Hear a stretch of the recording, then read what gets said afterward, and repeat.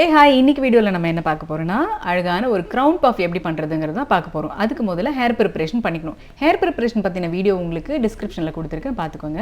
அதுக்கு முதல்ல front elevationக்கு தேவையான hair எடுத்து clip பண்ணிக்கிட்டு backல இருக்கிற hair ரெண்டா டிவைட் பண்ண போறோம். அது எப்படினா காதுக்கு மேல 2 finger space விட்டு மீதி இருக்கிற முடியை மேல clip பண்ணிக்க போறோம். அந்த முடியில தான் இன்னைக்கு crown puff பண்ண போறோம். டேங்கிள்லாம் ரிமூவ் பண்ணினதுக்கு அப்புறமா சென்டரா இருக்கிற முடியில ஒரு அழகான C curve எடுத்துக்கணும். ஏன் C curve எடுத்துக்கறோம்னா அப்போதான் வந்து நம்ம பேக் கோம் பண்ணும்போது நல்ல grip கிடைக்கும். நல்ல வந்து பேக் கோம் ஆகும். ஃப்ளாட்டா எடுத்தோம்னா பேக் கோம் ஆகிறது கஷ்டம். சோ C செக்ஷன் எடுத்து 90 டிகிரி upwards தூக்கி பிடிச்சிட்டு ஹேர் டஸ்டிங் பவுடர் இன்னைக்கு போடுறேன். ஏன் ஹேர் டஸ்டிங் பவுடர் போடுறோம்னா ஹேர் டஸ்டிங் பவுடர் போடும்போது ஸ்கேல்ப்ல ஆயில் இருந்ததுன்னா அந்த ஆயிலை ரெடியூஸ் பண்ணும்.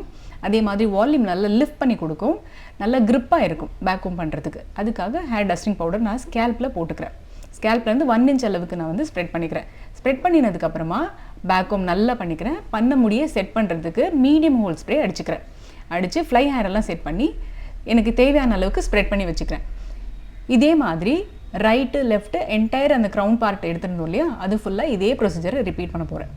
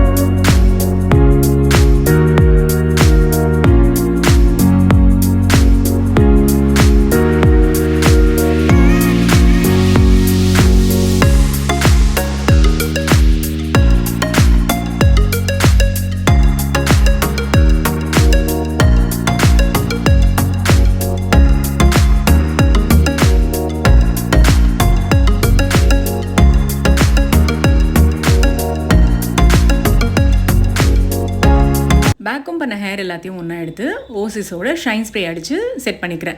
ஷைன் ஸ்ப்ரே அடிக்கிறதோட பெனிஃபிட் என்னென்னா ஃப்ளை ஹேர்ஸு பேபி ஹேர்ஸ் எல்லாமே வந்து கண்ட்ரோல்டாக நம்மக்கிட்ட வரும். அதனால ஸ்டிக்கியாக இருக்கா ஸ்ப்ரே ஜென்ரல் ஸ்ப்ரே அடிக்கும் போது இருக்கிற ஸ்டிக்கினஸ் இருக்காது, ஷைனிங்காக இருக்கும்.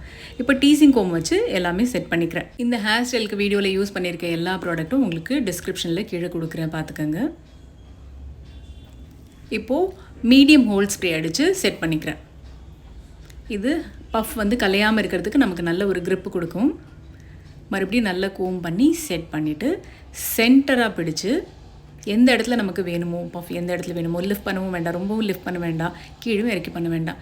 மிடில் க்ரௌனில் ஒரு கவரப் பஃப் மாதிரி பண்ணி ஒரு ட்விஸ்ட் கொடுத்து ஸ்கேல்போடு ஒட்டுனா மாதிரி ஹேர் பின்னை வச்சு செக்யூர் பண்ணிக்கலாம். ரெண்டு பக்கமும் ரெண்டு பின்னை வச்சு செக்யூர் பண்ணிக்கலாம். அழகான crown puff இப்போ செட் பண்ணியாச்சு. இந்த ஹேர் ஸ்டைல் உங்களுக்கு எங்கெங்கெல்லாம் இம்ப்ளிமெண்ட் பண்ணலான்னா ஒரு முகூர்த்தம் ஹேர் ஸ்டைல் ஜட ஸ்டைல் பண்ணுறதா இருந்தாலும் சரி, ஒரு பன் ஸ்டைல் பண்ணுறதா இருந்தாலும் சரி, ஒரு மெஸ்ஸி பிரைட் வாட்டவர் எந்த ஹேர் ஸ்டைலாக இருந்தாலும் இது ரொம்ப இம்பார்ட்டண்ட்டானது. இந்த ஹேர் ஸ்டைல் பண்ணும்போது எப்படி இருக்கும்னா ஃப்ரண்ட் எலிவேஷன் அழகாக உங்களுக்கு எடுத்து கொடுக்கும், அழகான ஃபேஸ் ஃப்ரேமிங்கை கிடைக்கும். இந்த வீடியோ கண்டிப்பாக உங்களுக்கு யூஸ்ஃபுல்லாக இருக்கும்னு நினைக்கிறேன். இந்த வீடியோ உங்களுக்கு பிடிச்சிருந்ததுன்னா கண்டிப்பாக மறக்காமல் லைக் பண்ணுங்கள், ஷேர் பண்ணுங்கள், சப்ஸ்கிரைப் பண்ணுங்கள், பெல் பட்டனை ப்ரெஸ் பண்ணுங்கள்.